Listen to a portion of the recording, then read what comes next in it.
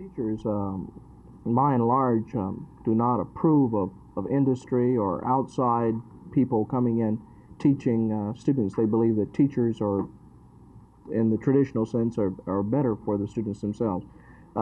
Is this fear justified among the teachers? I'm not sure that is a consistent feeling of teachers throughout the United States. For example, we have performance contracts in Boston. We've worked this out. The union has approved. They've gone along with us on this. They've been partners in developing it. We have certainly performance contracts to the nth degree in Gary, Indiana. Now there was a dichotomy between teachers and administration. I think generally teachers are fearful of this if they don't understand it, if they're not involved. At this time, it appears the only chance that we have to block this increase is a protest by the public, long and loud. We have found in the state statutes that there are provisions for citizens to file grievances with the insurance board. Under the law, the board is obligated to have hearing on these grievances. So we are we're placing in the hands of all the union members of the state of Texas these forms whereby they can file a grievance with the state commission.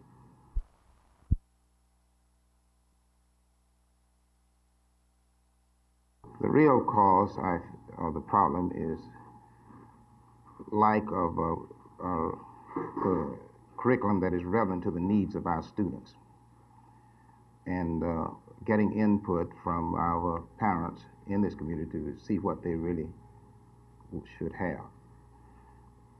Also, we have maybe this is the cause of the high rate of absentee and tardiness, and until we get them into the classroom, we feel that we can't very well teach them, and we've had problems in doing this to some degree. And as I said earlier, that we had over 1 week period, we found that we had over 2,000 instances of tardiness.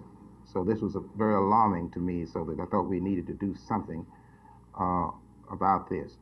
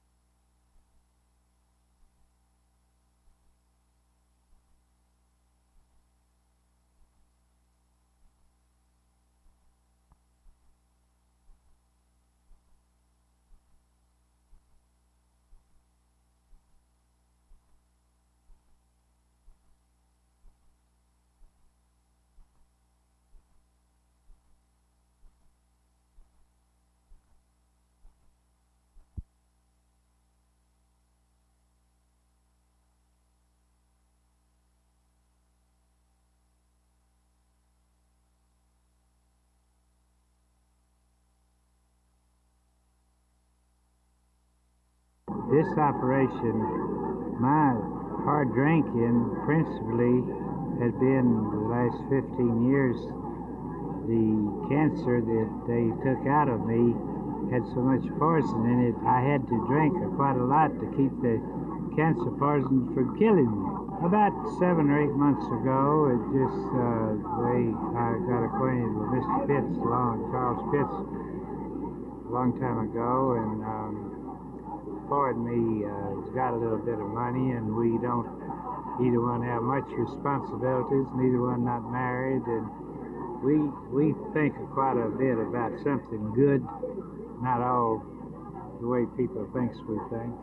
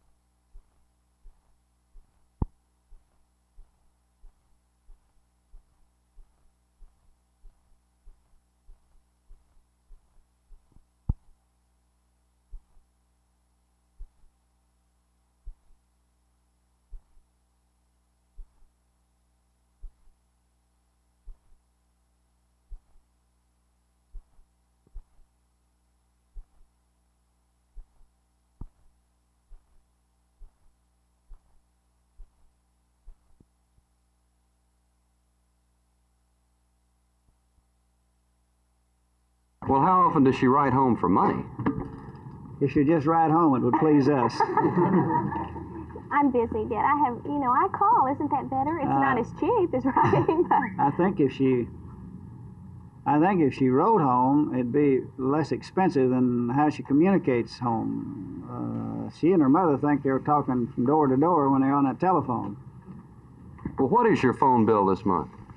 I don't know, but I think for 3 weeks it was something like $79 for 3 weeks, and I don't know. And I quit adding after that. Are you beginning to wonder if it's worth it for you? You didn't even get the crown and everything. Seriously, it's worth it to hear our daughter call home, because I know she and her mother enjoy visiting, and we enjoy talking with Phyllis, and we do get we miss her.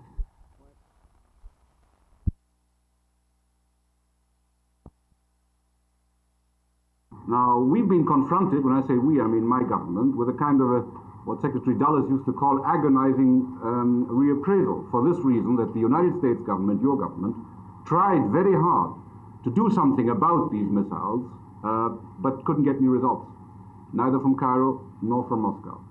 And we're now faced with the reality of the situation, where we are being requested by our friends to go back to the Yaren talks, notwithstanding the fact that the earlier agreement was broken, that you now have a missile concentration on the canal which shouldn't have been there in terms of that agreement.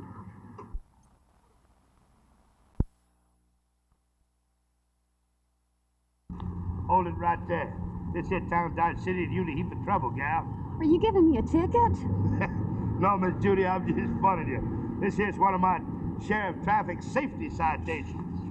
Y'all come on and say hi to youngin'. I know you. You're Joe Higgins, the Dodge Safety Sheriff. Well, thank you kindly, ma'am. What are you doing in Dallas? Well, I come to Dallas to talk to the high schools and some civic organizations, some Boy Scouts about driver safety, and give out a bunch of my traffic safety citations.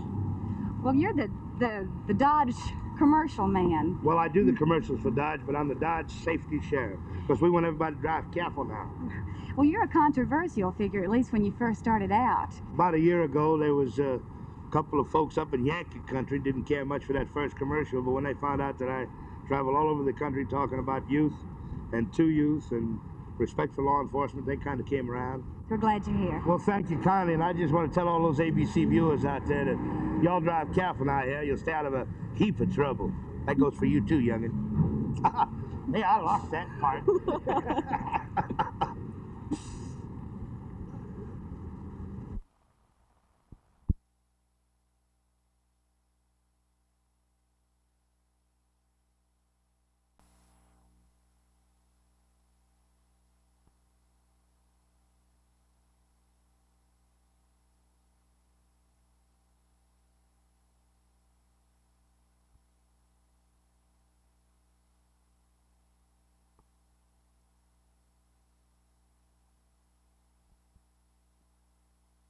Establishment has been conducting occupational courses in America since Smith Hughes, and it goes all the way back to the Civil War when we had our first monies for vocational education, and we're still doing it in about the same way we were doing it during the Spanish-American War.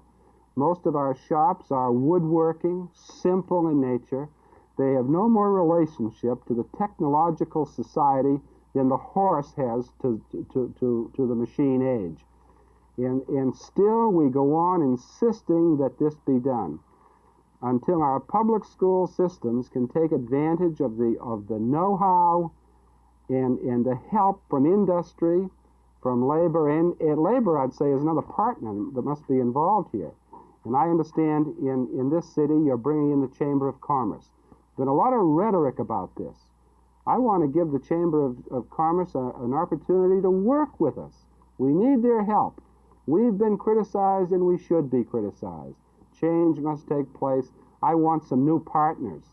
That partnership must be business, labor, industry, and education. We can no longer go it alone in America.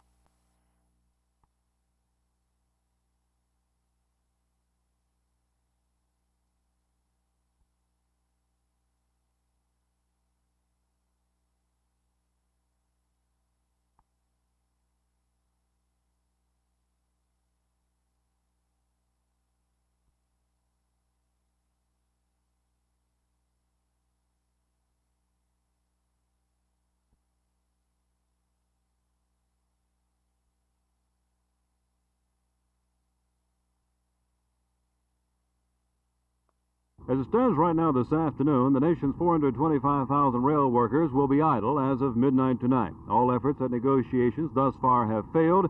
The union says they will strike at midnight tonight, even if the leaders of the union have to go to jail. Congress is trying to get another delay of between 45 and 90 days. The president has asked for 45 days. The union says, well, we could postpone it, but you'll have to give us a pay hike in the interim. Congress says, no, we can't do that.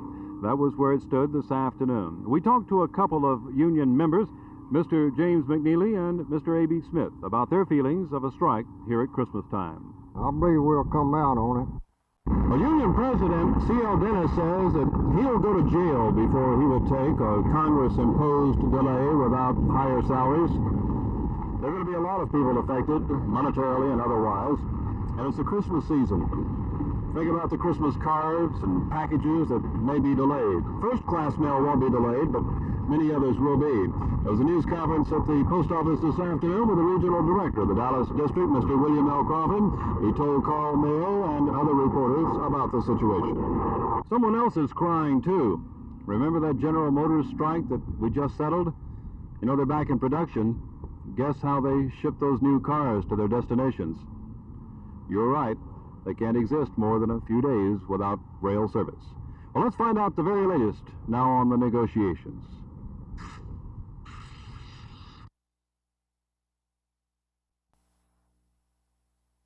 A pilot program on drug abuse and teacher tenure are the main topics to be discussed tonight when the Fort Worth School Board meets in regular session. The drug abuse program is proposed as a combined effort of the students of 2 Fort Worth high schools and the City Drug Abuse Prevention Division. The director of the division, Dr. June Garrett, explained how the program, Youth to Youth, will function. This is based on using young people and training high school students to talk to younger students to help to influence the way they feel about drugs in an attempt to build up a drug barrier. This deals mostly with changing the attitudes of young people and letting them know that it is not popular to use drugs anymore. This department's part in this will be to provide the in-service training and workshops for these students who have been selected by the school people. This will include field trips, going with us on talks, getting as many different types of looks at the drug scene as possible in this area. Second reading on continuing contracts for teachers is also on the agenda. If approved, the proposal states that teachers will be given a contract with no termination date following a 3-year probationary period. Under the present plan, teachers begin with a series of 4 one-year contracts, followed by 1 3-year contract, and then 5-year contracts throughout the duration of their teaching career. Jerry Park, Channel 8 News on the Move, Fort Worth.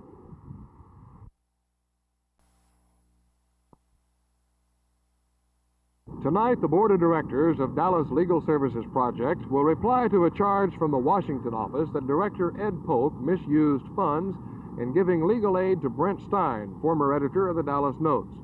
Stein had declared himself a voluntary pauper, but later examination indicated he may not have been eligible for aid. Board Chairman Ronald Kessler refused to give details of the reply in advance of tonight's meeting, but he feels that the Stein incident itself should be forgotten and that a new policy procedure be outlined to avoid future questions. Also being considered tonight will be a new budget and an application for funding for the next fiscal year beginning March 1st. However, administrative changes in Washington and severe local attacks on Legal Services Project could mean difficulty in getting funds for next year. Kessler said he feels there will be no problem. This is Roger McDonald, Channel 8 News on the Move.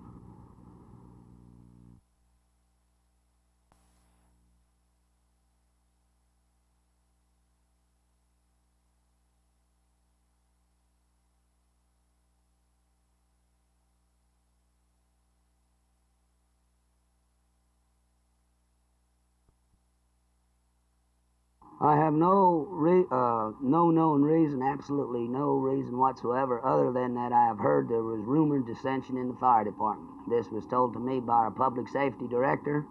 I have asked what this was, where it was, when it was, and by whom, and I have yet to find out an answer. Some people say that you were consulted beforehand and told of the firing. Is this true? This is totally untrue. I was in Wichita Falls at a funeral at the time that this all took place. When I returned Thursday afternoon from Wichita Falls, I was contacted and given the information that the city council had acted while I was out of town and that these men were dismissed. And this was the first news that I had of it. Do you have enough firemen left to protect you against a major fire? At the present time, I do not. What would happen if an airplane were to crash into one of these buildings out here? We're in trouble. We've got a major conflagration. That's all there is to it. And there's going to be a lot of lives and property lost because we can't handle it. Of course, we're going to have help.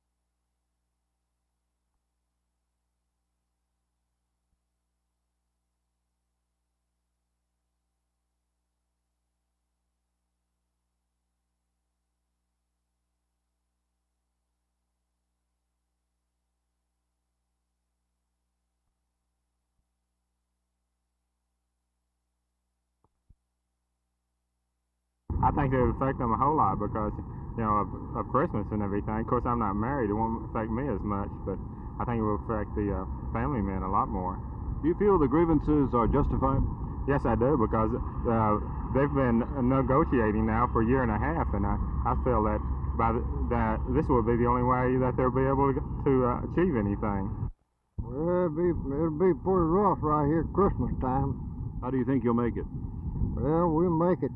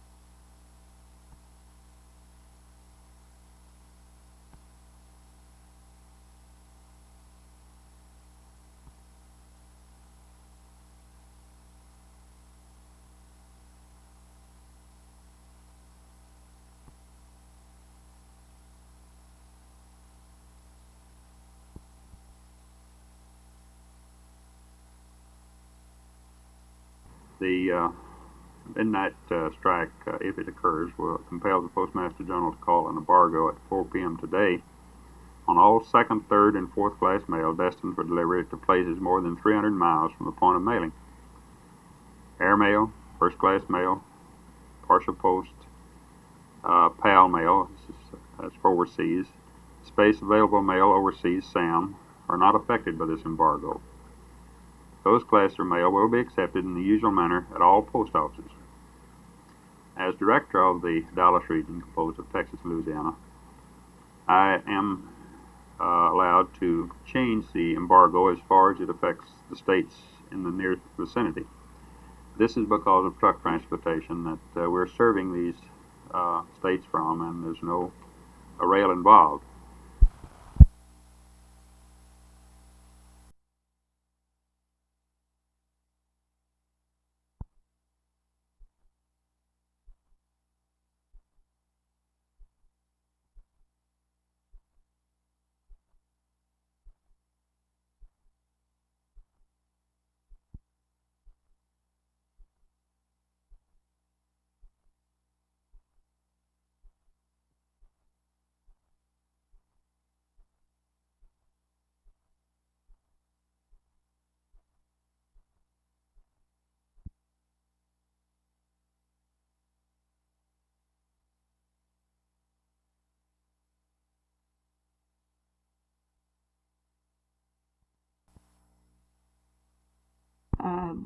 The water stands in many places there on their playground. The children don't have a place to put their books in their lockers there. They still have the old heaters that were put in when the school was built. The commodes in the bathrooms are held up by baling wire, and the bathrooms smell, they stink, they're in bad condition. The water fountains don't work half the time. The sick room is used more for a storage room than a sick room there. They store these other equipments there that they keep there. They don't have, there's no participating sports there. They don't have any grounds. They don't have the facilities for them. Now, briefly, the people feel, and I agree with them, that there's not another area that is without facilities more than this area is here.